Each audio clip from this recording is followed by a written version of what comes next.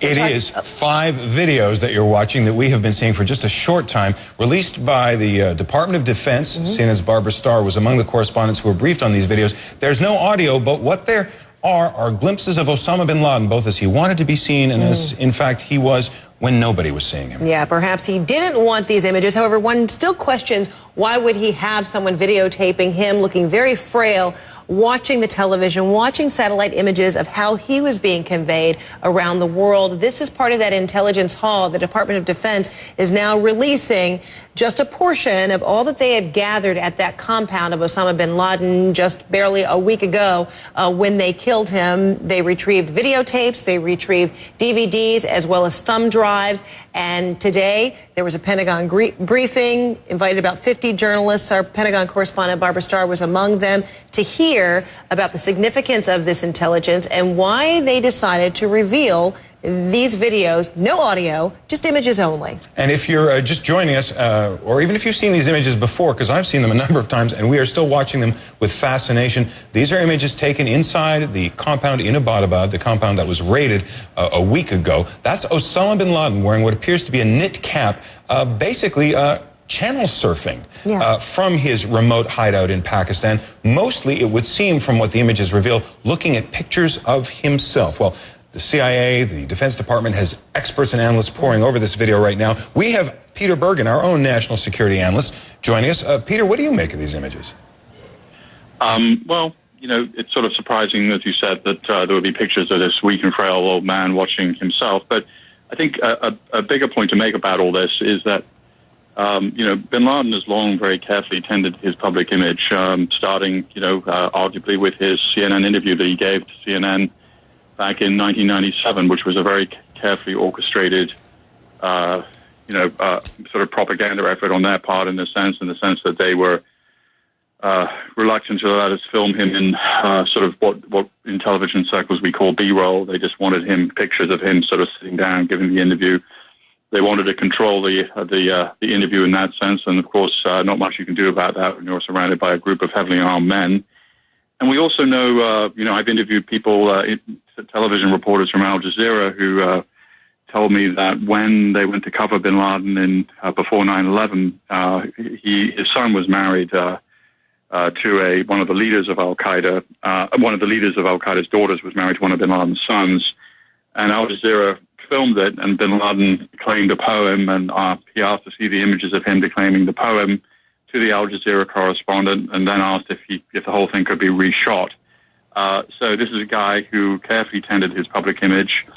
He said to Mullah Omar, the leader of the Taliban, 90% of my battle is conducted in the media. He took his media image very seriously. So it's fascinating to see him kind of looking at himself, how's he doing, and also, of course, his preparations for some of these propaganda videos. And the videos that have been recovered, I think, the last 2 times we saw him on videotape were in 2004 and 2007. And I think these are the images we're seeing right now on the screen are essentially outtakes of the 2 most recent times that we saw him since 9/11 on video. And one, we understand from our Barbara Starr, just may have been taken as early as last fall because there was a message that intelligence officials believe was targeting the U.S., but of course intelligence officials won't reveal what that message is. So at least one of those images that we're seeing just might be as recent as the fall. You know, on your point, Peter, when you talk about this is a man obsessed with his image, and while he was obsessed enough to watch himself being broadcast around the world, isn't it striking, isn't it perplexing why he would have an image like this, why someone would be videotaping him as frail, as disheveled as he looks there, channel surfing, as John put it?